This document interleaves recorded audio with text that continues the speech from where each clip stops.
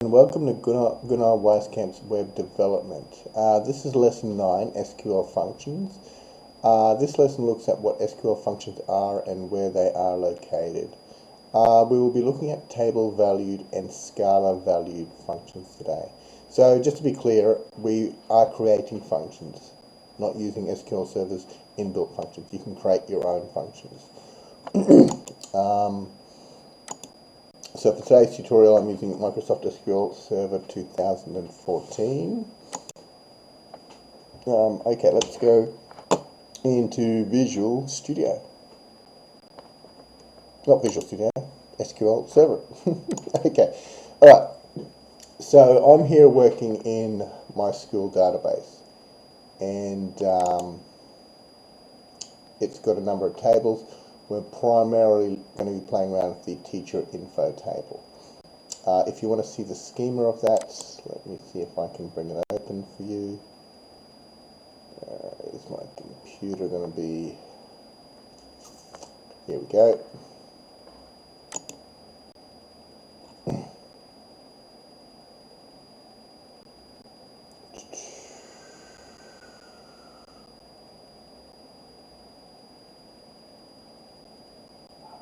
Slowly but surely.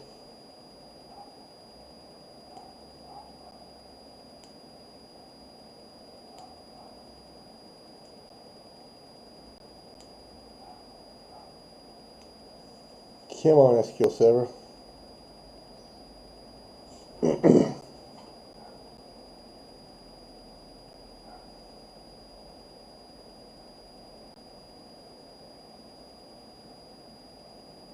Any moment now.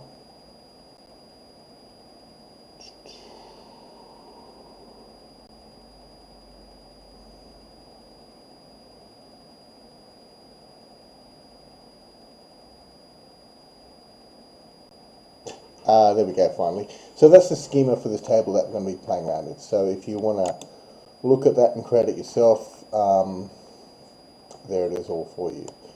So getting back to our functions. So what this is known as a tabular valued function, first of all.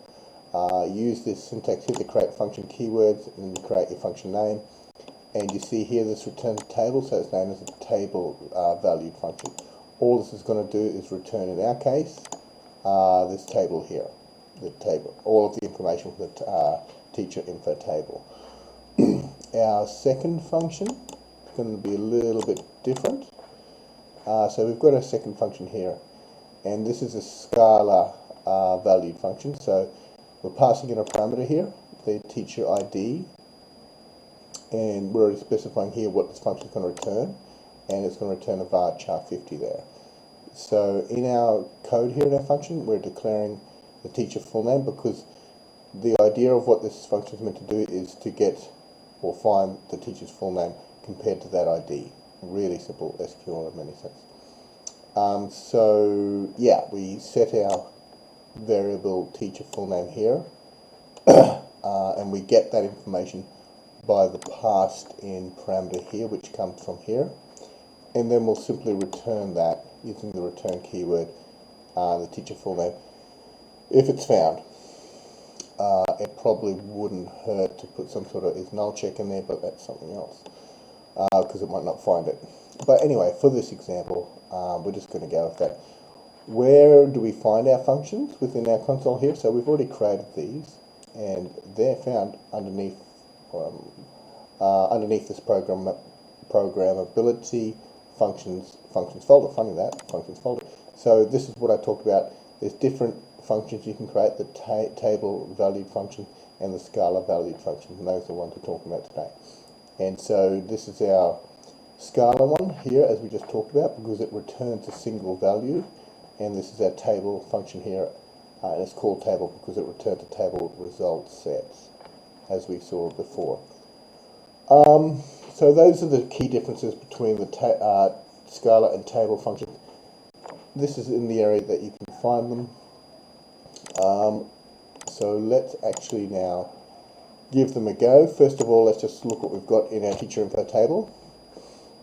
We have 5 teachers, so now let's find the teacher by full name. We're passing the ID of 1 in. So that's this guy here. So in our first function call, we should get Mr. Lurch 1 toad back. Let's just give that a go. There we go, we've got him back. So that function is working. This is the Scalar valued function, as we can see here. Now our table result set function is here. Let's just run them all for good luck. And there you go. This effectively does the same as that. But in the whole concept of bringing back a table, obviously you don't just always want to bring back the table from a database. It can be used in other circumstances as well. So that's basically it for some sort of explanation on functions in general. There are the aggregate functions as well, which I'll try to get to at another stage. But the concept of this is you can create your own functions here in this folder for different needs within your requirements, and you can also call those functions in stored procedures. You don't just need to call functions like this. You can actually call them in different stored procedures as well. Do I have a stored procedure? Probably not, but we do. So can I modify that?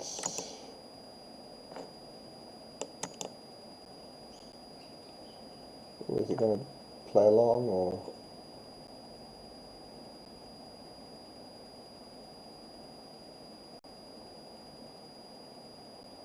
Okay, there we go.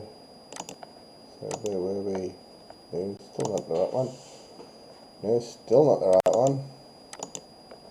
Okay, hello, finally. So this is our stored procedure. I just want to show you that you can do that, more or less. So you can use a function within a stored procedure if you want. Yeah, trust me on that one. So even with that red line. Okay.